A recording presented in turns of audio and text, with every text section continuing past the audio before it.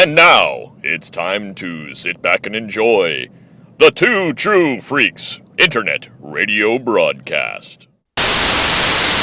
Attention, people of Earth. Do not resist us. All who oppose us shall be annihilated. We command the most powerful army of monsters in the universe. They are sure to defeat your Earth monsters.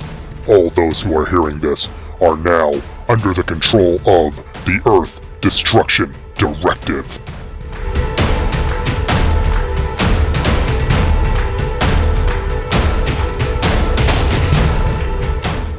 Hello everyone and welcome to Earth Destruction Directive. I am your host as always, Mr. Luke Giaconetti. I'd like to thank everyone for downloading and listening to the show today. Hope everyone enjoyed our last episode where we took a look at 2 episodes of the original Ultraman featuring the monsters Skydon and Seibatsu, 2 very unusual episodes of Ultraman, and we've got a bit of an unusual one today. We are jumping back over to the Gamera series, and in fact, we are hitting the final Gamera film that has been released to date. We are taking a look at Gamera The Brave, and very excited to talk about this film. But we do have some news to cover, so we're going to get right into that first. First up, in MonsterVerse news, Apple TV's MonsterVerse series has been given its first look. The title is Monarch: Legacy of Monsters, and the series stars the legendary Kurt Russell, along with his son Wyatt Russell, playing the same character in 2 different eras. The official description from Apple states, following the thunderous battle between Godzilla and the Titans that leveled San Francisco and the shocking revelation that monsters are real, Monarch: Legacy of Monsters tracks 2 siblings following in their father's footsteps to uncover their family's connection to the secretive organization known as Monarch. Clues lead them into the world of monsters and ultimately down the rabbit hole to Army Officer Lee Shaw, played by Kurt Russell and Wyatt Russell, taking place in the 1950s and half a century later, where Monarch is threatened by what Shaw knows. The dramatic saga, spanning 3 generations, reveals buried secrets and the ways that epic, earth-shattering events can reverberate through our lives. Sounds really, really epic. I think that's the right word for it. Sounds like a lot of fun. Now, no release date's been revealed other than simply coming soon. But Apple did reveal that the series will be 10 episodes long. Looks like I will finally need to bite the bullet on Apple TV for this one. Lots more on this as it develops. In other MonsterVerse news, Godzilla x Kong: The New Empire has had its release date moved. Originally announced for March 15th, 2024, the next cinematic chapter in the MonsterVerse saga will now drop on April 12th, 2024. That March 15th date now belongs to Dune Part 2 instead. Now, from what I'm reading, all these changes are in reaction to the, as of this recording, still ongoing writer's strike in Hollywood.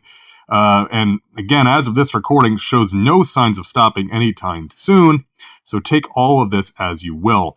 Speaking very narrowly, because I'm not going to get into the strike or any of that, but very narrowly, you will recall, I personally was happy with the March release date, as Godzilla vs. Kong came out in March and did well, so I was on board with the sequel hitting at the same time. Now, I am sure that these dates will shake up more before everything is all said and done, so and if any further changes develop, we will let you know about that. I guess I'm going to have to watch Dune Part 1 at some point, with Dune Part 2 coming out, but that is unrelated to our topic. In Godzilla -1 news, both AMC and Regal have officially announced that they will be screening the 30th Toho Godzilla film on December 1st. Smaller chain Harkins will also be carrying the screening if you have one of those nearby. This is good news, as more theater chains would carry the film, the more chances North American Godzilla fans will have to see the King of the Monsters on the big screen. Definitely expect more news on this film as we roll towards its release this fall, and very excited to get to see another Japanese Godzilla film in the theater. In Amerigoji news, Godzilla 1998 is getting a new 4K Steelbook for its 25th anniversary from Sony. This is a 4K and Blu-ray double pack. Appears to be a repack of the previous 4K release, including all of the previous special features. Now, if you don't have this film on Blu-ray and you still want it, this looks like a great way to go. Although, if you folks listened to episode 118, I think personally I'm going to stick with my DVD and VHS. Godzilla 98 Steelbook will release on October 10th. In video game news, the DLC for 13 AM Games and WayForward's Dawn of the Monsters has been released. The DLC includes the new character Meteor Temujin, a Super Sentai or Power Ranger-style Gatai Robo, plus a new arcade mode, which emulates a classic arcade-style beat-em-up, naturally. I am very excited about this DLC, eager to try it out, both the new character and the new mode for sure. Now, for more information on Dawn of the Monsters, please go check out episode 115, where I gave my full thoughts on the game. And as I said, this DLC is available right now, so whatever service you use, for me, that would be the Nintendo Store on the Switch. It's out there. I think it cost $7.99 on the Switch, so probably comparable on the other platforms as well. So if you enjoyed Dawn of the Monsters, please go check that out. In obscure movie news, and I know we talk mostly obscure, but this is like really obscure.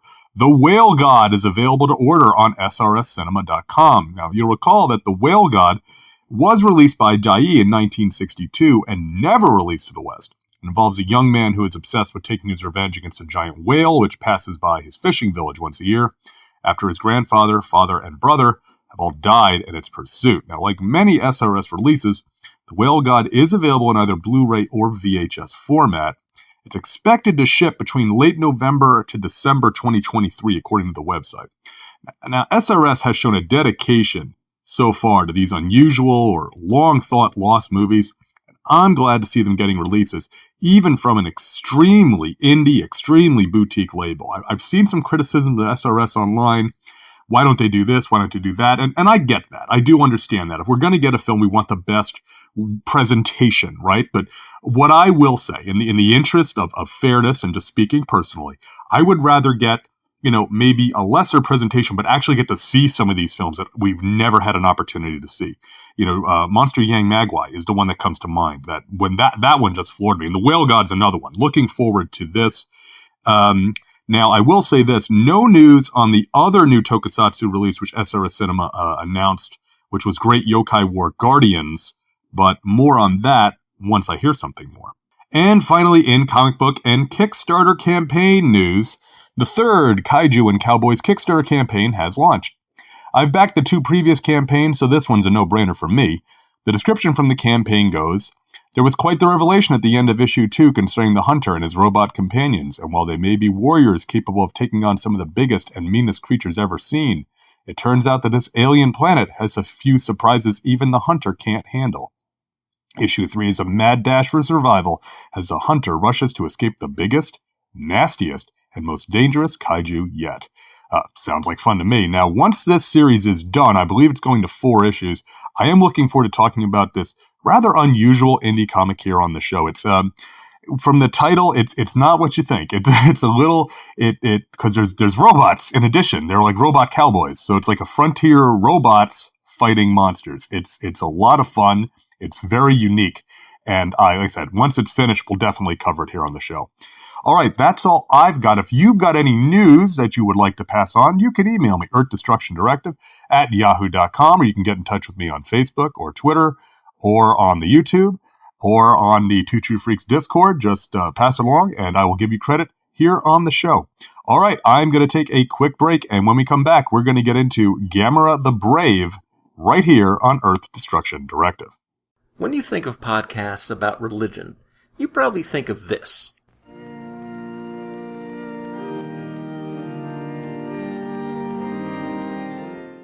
But at least one religion podcast sounds more like this. I kick ass for the Lord. Darkness to Light is a relatively geeky production in which Alan and Emily discuss topics of faith, religion, and spirituality. But we do so through the lens of pop culture, like movies, TV, and comic books, because we're nerds. Our primary focus will be on Christianity, because that's what we know best. But all religious content is on the table. Well, think about it, Scully, from vampirism to Catholicism.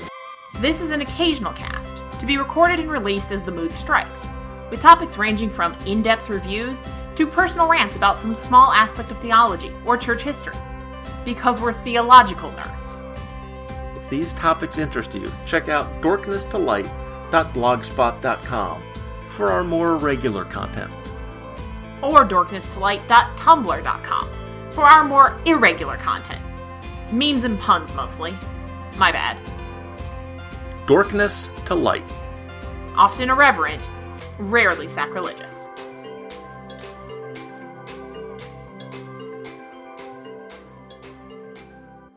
All right, we are back here on Earth Destruction Directive. Gamera the Brave, whose Japanese title is, I'm going to try, Chisaki Yusha Tachi Gamera, literally The Little Braves Gamera, was released to Japanese theaters by Shochichu on April 29th, 2006. The film made it over to the U.S. thanks to Media Blasters, who released it to DVD in the U.S. in 2008 as part of its Tokyo Shock label. Our special effects are by Isao Kaneko. Now, there is an Isao Kaneko on IMDb, although they are not actually linked to Gamera the Brave. That said, I'm going to assume this is the correct individual. Kaneko is experienced as both a director and assistant director, including being credited as assistant director on Godzilla vs. Biollante. This appears to be his first credit for actually doing special effects. Our writer is Yukari Tatsui, primarily a TV writer with multiple credits from 1997 all the way up through last year. Now, this is the only genre credit I can find, as most of the shows seem to be of the more romantic genre, including titles such as Modern Love Tokyo and Strawberry Night. Our director is Ruada Tasaki, a genre TV veteran. Tasaki has directed dozens of tokusatsu episodes, starting in Orange in 1995, sticking with the Super Sentai up through Ginga Man in 1999. He then shifts gears over to Kamen Rider, no pun intended, and has stayed on that series right through this year's Kamen Rider Geats. He's also directed some episodes of Pretty Guardian Sailor Moon, as well as jumping back over to Super Sentai to work on Dawn Brothers in 2022. It doesn't look like Tasaki is going to stop directing tokusatsu anytime soon from these credits, so Godspeed to him. He's out there working, and he's been doing it for a long time. Now, our producers are Yoichi Arashigage and Hirohisa Mukuju, both of whom have several credits across various genres to their name, so it doesn't look like they just do genre work. Now, what stood out me for Arashige was the horror offerings One Missed Call and One Missed Call 2. Now, if you're not familiar with those are generally accepted to be Toho's entries in the 2000s J-horror boom coming in the wake of Rinyu and Cairo and the better known over here as like The Ring and Pulse and some of those films. Well, for Makuju, I noticed that they worked on a Riki Dozan biopic, Riki Dozan, the legendary pro wrestler in Japan, and Death Note L Changed the World, a live-action Death Note film focusing on the character L. So those look pretty interesting.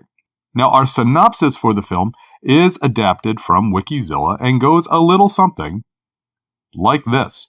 In 1973, Gamera self-destructed to kill a flock of Gauss which were attacking the rural city of Shima in Mie Prefecture. One of the survivors was a little boy, Kosuke. 33 years later, Kosuke has grown up and owns a small restaurant in Shima, which has recovered from the extensive damage caused by the battle over the ensuing 3 decades. Kosuke's son Toru's mother has recently died in a car crash, and this is his first summer without her. When playing on the beach with his friends, he sees a strange red glow emanating from a nearby rock formation. Toru decides to investigate. He finds an egg lying on top of a strange red rock with patterns carved into it. When he picks up the egg, a baby turtle hatches. Toru names him Toto, which is what his mother used to call him. Toru takes Toto home but keeps him a secret from his father, who does not allow pets in the house due to it sharing a space with the restaurant. The only people he tells are his friends Masaru and Katsuya, and his next-door neighbor, a girl named Mia, who is slightly older than Toru and looks after him. Toto soon reveals himself to be no ordinary turtle, as he flies and shoots fireballs from his mouth. Mai begins to suspect that Toto is actually a descendant of Gamera, and she tries to convince Toru that keeping him is not a good idea. Toru tries not to believe her, reasoning that Toto can't be a Gamera, otherwise he'd be 200 feet tall. Toru can't bear the thought that Toto might be a kaiju. But soon, Toto starts to grow and quickly becomes the size of an adult turtle. Too large to hide, Toru and his friends move Toto to an abandoned shack on the beach to keep him. Unfortunately, one day Toru comes back to check on Toto and realizing he is gone, is devastated. Meanwhile, off the coast of Aisashima, many bizarre shipping disasters have been occurring. No one knows what is happening or what is causing the disasters. As Toru is sulking over the loss of Toto with his friends, typhoon sirens begin blaring. Heavy stomping is heard, and soon the dinosaur-like monster Zetus appears. Zetus eats several people trying to run away. Out of nowhere, Toto appears and is much larger. Sporting tusks, Toto is ready for battle. Toto gets pummeled in his first battle, falling victim to Zetus' long, piercing tongue. Toto is able to defeat Zetus, however, using his fireball attack, driving the monster back to the sea. The government shortly arrives afterward to capture and investigate Toto. In order to combat this new menace, they hook Toto up to a machine which feeds him a liquid version of the strange red pearls which appeared after the death of the original Gamera, which scientists theorize give Gameras their power, and this is the same material as the stone on which Toru found Toto's egg. Mai, meanwhile, needs to have an operation on her heart, and Toru gives her the stone as a good luck charm. The surgery is taking place in Nagoya, which is the same city where Toto is being studied. Zetus attacks again, smashing the building in which Toto is being held. A revitalized Toto flies out to battle him. Zetus uses his agility and long kicking legs to his advantage to put Toto at a disadvantage. Toru reasons that Toto needs the stone his egg rested on if he is to truly become a Gamera. Toru, Masaru, and Katsuya set off for Nagoya by train, but the hospital has been evacuated by the time they arrive. Mai, still recovering from her surgery in a makeshift hospital, also knows of the stone's power and tries to take it to Gamera. She is stopped by her parents, nurses, and doctors, but a young girl takes the stone from her and heads into the city. The girl passes the stone off to another child, and like a human chain, all these children create a courier service, always repeating the words, "For Toto." The stone eventually gets to Toru, who runs into the evacuated city to give it to Toto. Kosuke catches up to him and tries to stop Toto out of fear that he will be killed if Toto self-destructs like Gamera did in 1973. Kosuke is subsequently moved by his son's love and devotion to Toto, and the two continue onward together.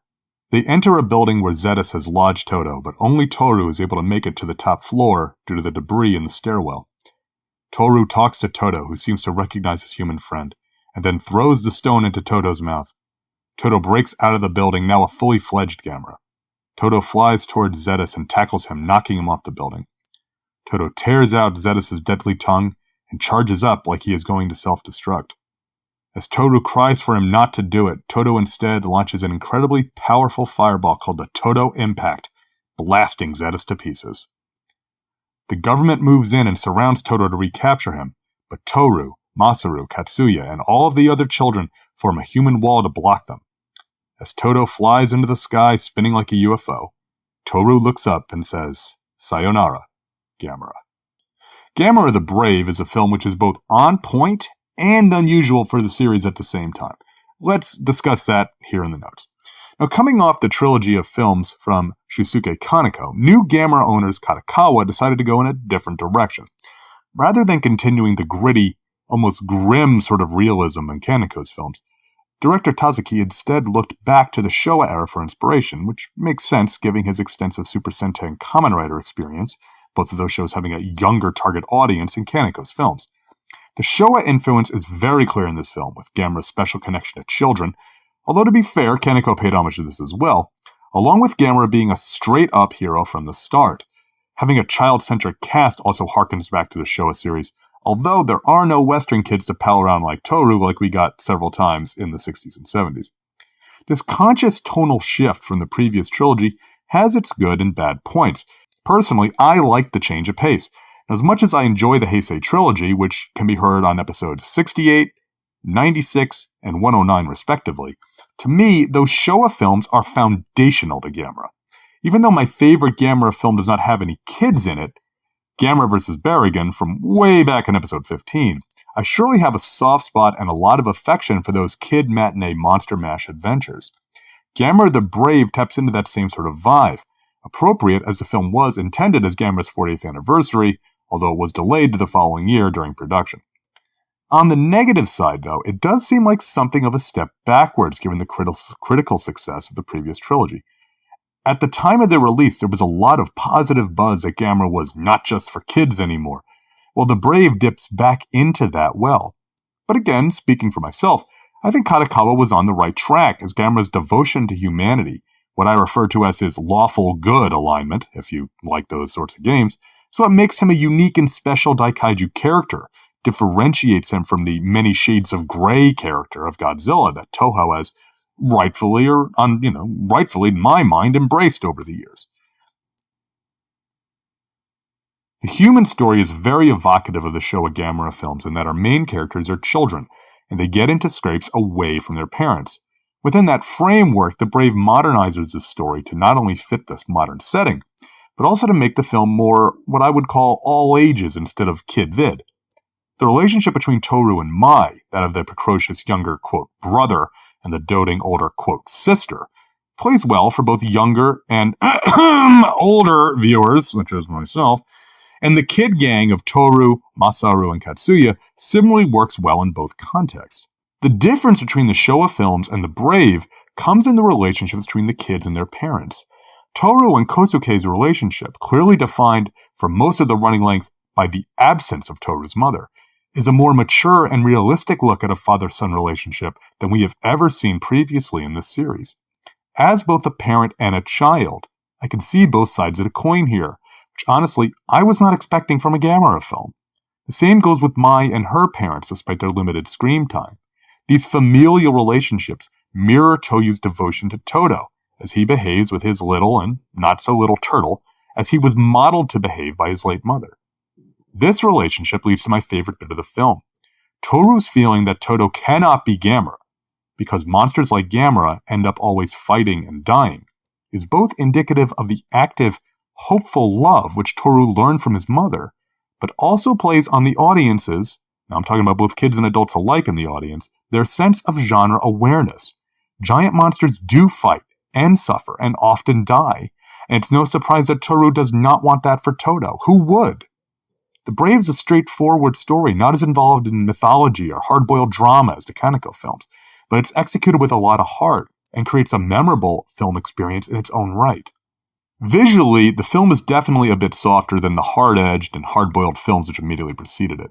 It's not a surprise given the target audience, and it does also differentiate The Brave further from those films.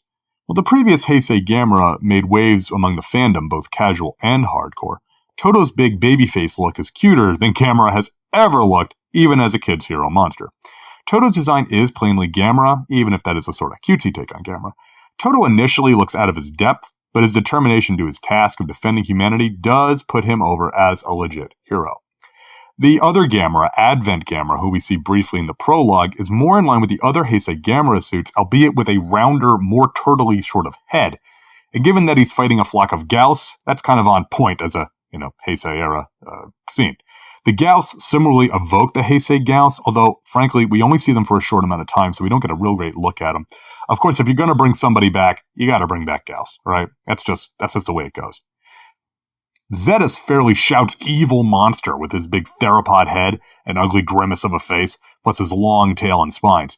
His overall design has, from the moment I first saw him, made me think that this was Katakawa giving Gamera a Godzilla-like opponent and an upright reptile with a tail and spines that lives in the water. This is somewhat confirmed in the book Heisei Gamera Perfection, which states that Zetus was intended to look and move like a Toho kaiju rather than a Dai monster. Of course, that statement does come with the caveat that we have another reptilian monster who fights Gamera with a very long tongue weapon, just like Berrigan did way back in 1967. But let's not worry about that. Zetus's gait is the most odd aspect of him to my eyes. Like I said before, he is modeled on and intended to be like a Toho monster. But here's the rub. He's more like a Showa Toho monster in that he demonstrates quite a lot of humanoid movements despite being a reptile. The best example of this is when he climbs the bridge during his and Toto's first encounter. There's nothing wrong with the monster exhibiting humanoid traits. It does come off as a bit of surprise in the Heisei era, however. I like Zetus as an enemy for Gamera, even if he is not as outlandish as some of the others. I do hope we will get to see him again in some capacity going forward. The special effects here, like pretty much everything else in the film, has a different flavor than the other Heisei films, which reads given the different personnel. With Taseki's background in Tokusatsu TV, it's not surprising that many of the effect sequences are blocked out somewhat like a Toku TV series, and would not look out of place on Ultraman or the Super Sentai. This is not damning them with faint praise, but rather giving an idea of the overall cohesion and palette of these shots. The monsters and city smashing are well executed, as one would expect, but the most unique effect to me comes in the form of the use of 13 live African spurred tortoises who portray the young Toto. While certain scenes use CGI to enhance Toto's responses to his surroundings, such as opening his eyes or blinking or, opening his mouth in shock, the performance from these little guys definitely helped sell Toto to the audience. He's believable as a turtle because it's a real turtle that's in Toto's hand. It also leads directly to a great gag. When baby Toto is wandering around Kosuke's kitchen, a large knife falls towards him, sticking into the floor. This causes the turtle to spurt out a little fireball in an angry response, with the blade clearly resembling a certain knife-headed alien guard dog monster. Who could we be talking about? As I stated earlier, The Brave was not a success at the box office, only 410 million yen, just shy of $2 million. And what this means is that The Brave was also less successful than all of the other Heisei films, and each of those films actually underperformed expectations, which I think is a point that's lost sometimes during discussion. Now, given that result, it's not too hard to understand why there still has not been a follow-up film from Kadokawa, with the upcoming Gamera Rebirth anime soon rectifying that situation. Hard to believe that this is, in fact, the last official Gamera movie or show we've gotten until Rebirth, which is, this was 2006, so that'd be 17 years? Hard to believe. Rebirth, from the information we have seen from the trailers and the other official releases, also seems to be paying homage to, or at least leaning into, the Showa era, with the 5 monsters all being Showa era creations, and a seeming kid gang as our protagonist. Now, as of this recording, we will not have to wait long to see how this new iteration plays out. I, for one, am very curious how Rebirth is going to play out. Very excited for that, but that's for another episode. Now, overall, Gamera the Brave is a successful callback to a different era in Daikaiju film, taking the Showa era motif of Gamera being not only the guardian of humanity, but the friend to all children. Could have been a ridiculous mess, but Tasaki and company pull it off and make it work, and work well. We get a fierce new enemy, a new take on Gamera which is familiar and unique at the same time. It's different from the other Heisei films, true, grant you that, but it stands out as a novel and entertaining film that will play well to all members of the audience. In short, no, Gamera the Brave is not as genre-impacting as the trilogy, but it remains a singular and superlative effort well worth the time to check out. Now, if you would like to check out Gamera the Brave, you do have a couple of options. The Arrow Video Complete Gamera box is out of print. You can find it second on eBay or other sources like that. I've seen it go for some ridiculous prices. So if you want to go that route, my advice is just be patient. Take your time with it and wait for a good price. Don't just, because I've seen some exorbitant prices for that. But I'll leave that to you, the listener. That said, the Heisei collection box is still available on Amazon with all 4 Heisei films together.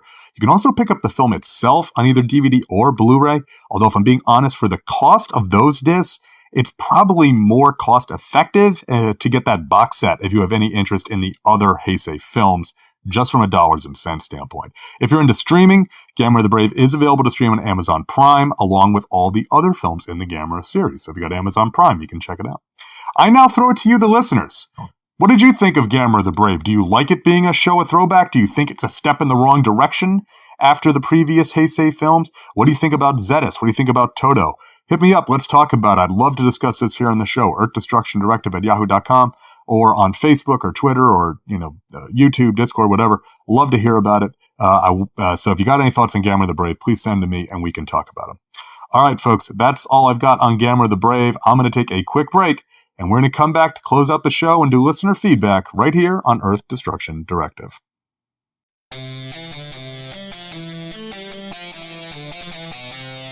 Once upon a time, 5 friends who met on the Bot Talk Transformers forum set out to develop a podcast dedicated to their various interests: Transformers, science fiction, fantasy, and comic books. Part fanboys and part assholes, they came to be known as the Fanholes. Their unbridled enthusiasm for podcasting did not end there, and soon enough, their proper podcast spun off into the Fanholes network of podcasts.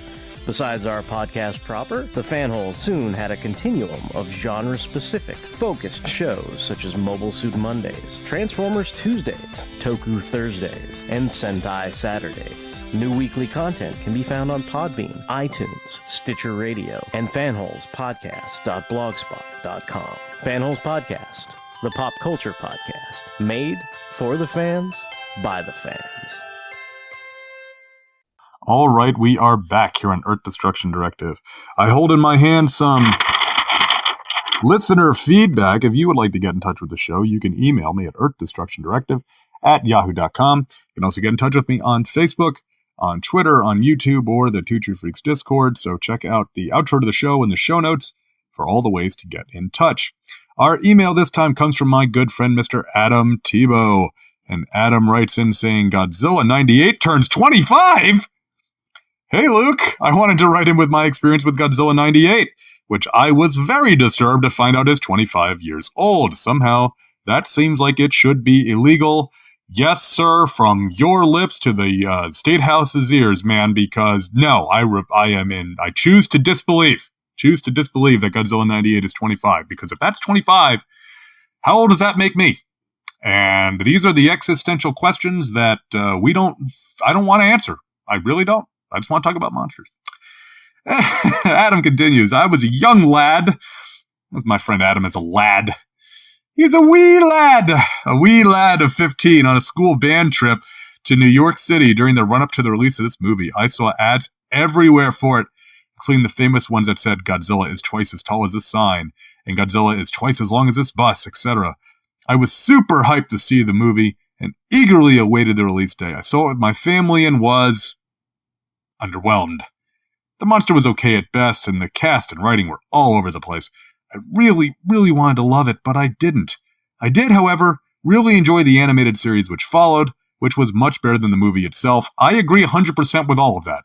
I was, again, like I talked about in the episode, I was living in New York at the time, so not in the city, but, anytime we'd go anywhere near the city, you'd see all those giant advertising. They were all over the place. It was all over the papers and stuff. And yeah, I was in the same way. Saw it with my family, really was hyped for it, really wanted to like it, and it's like, oh gosh. This film it's different. It's different.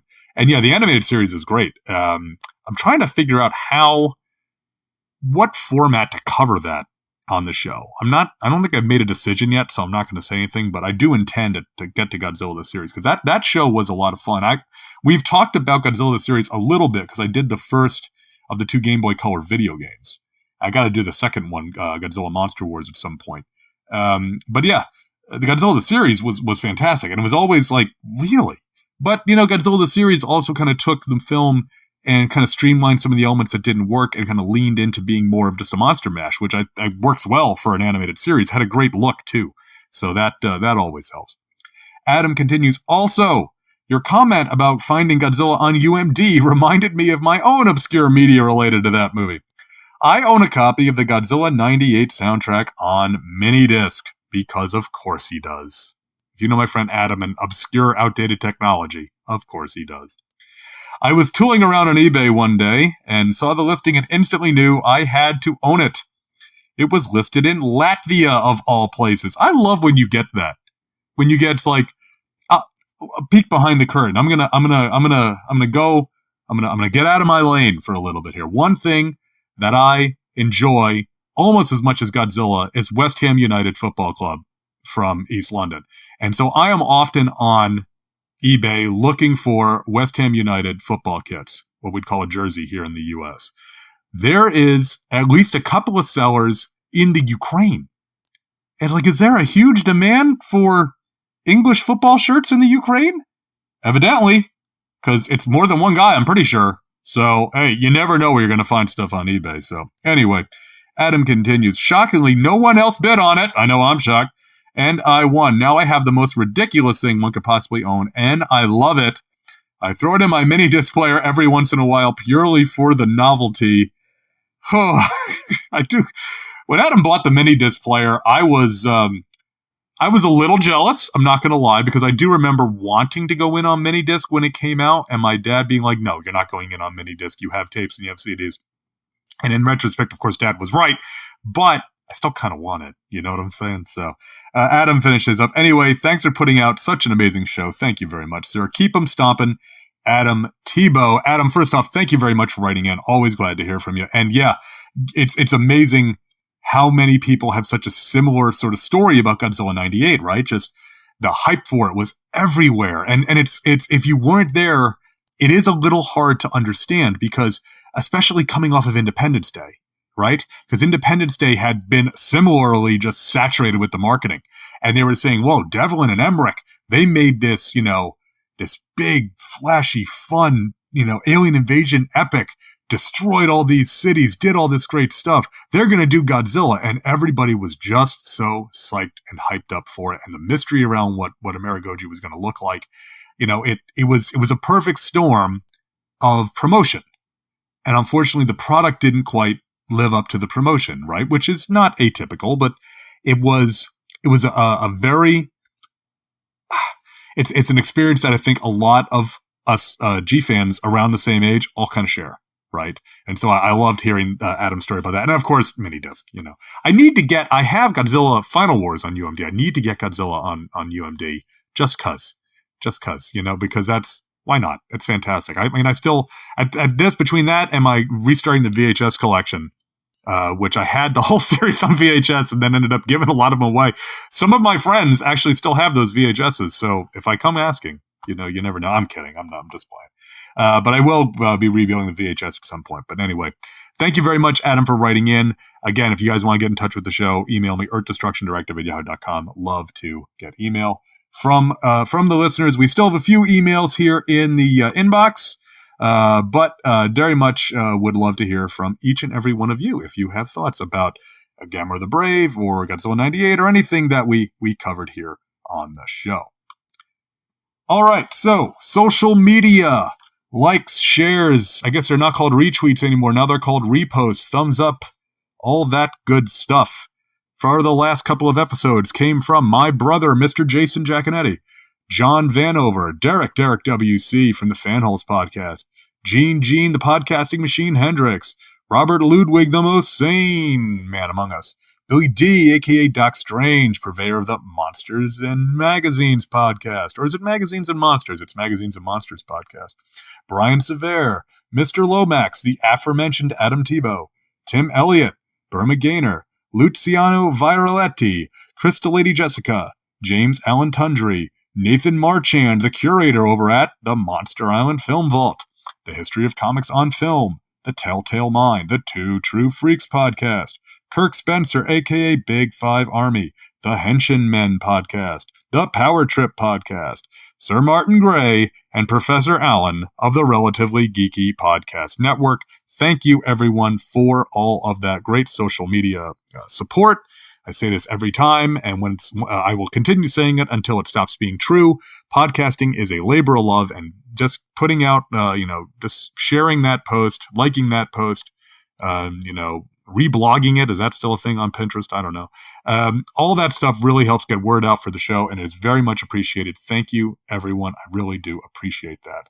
Also like to take the time, of course, to say that Earth Destruction Directive is for everyone. If you want to be part of this show, you are okay to interact with the show in any way that makes you feel comfortable.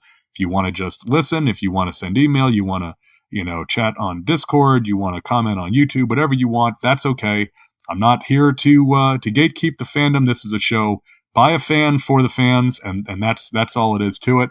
All are welcome. So now that we are done with Gamera the Brave, question, of course, comes up, what's next? That's everything in our culture, right? What's next? Marvel Comics movies have taught us this movie's okay, but what's next is real important, right? Anyway, so coming up next, we're going to be dipping back into Toho in the Showa era, and we're going to be digging back to their non-Godzilla films, sort of. So we're going to be taking a look at the film Atragon. Now, Atragon is sort of a Godzilla movie in that it does feature the monster Manda, who would eventually become part of the monster series, the Godzilla series. But Atragon itself is a standalone film, science fiction film based on a manga. Very much looking forward to covering this. Haven't watched Atragon in at least 10 years, so very much interested in checking that out. So I hope everyone will come back and listen to that episode. All right.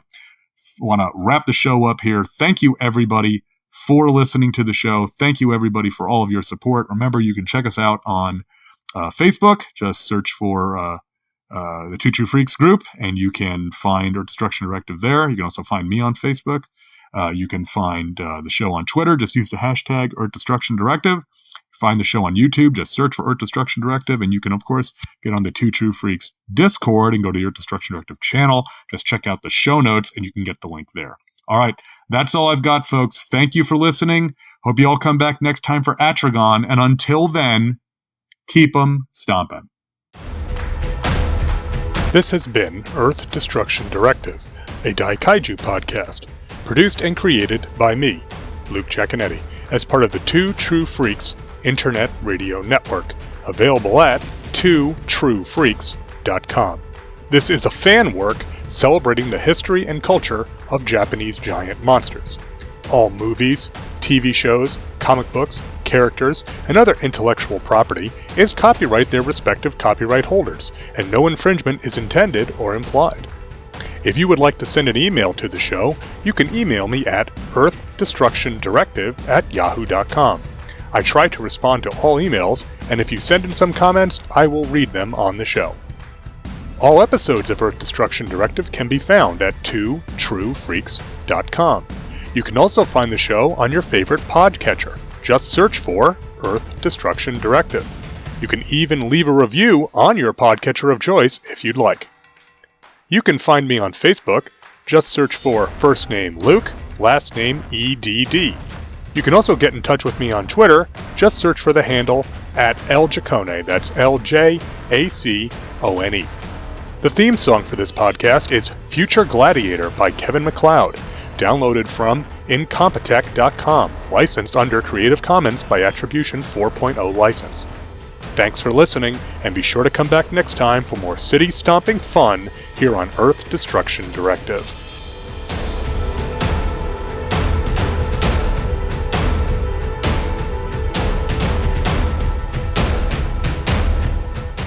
Tune in next time to hear the crusty old podcaster from Oklahoma say, "There's a WTF moment if I ever saw one.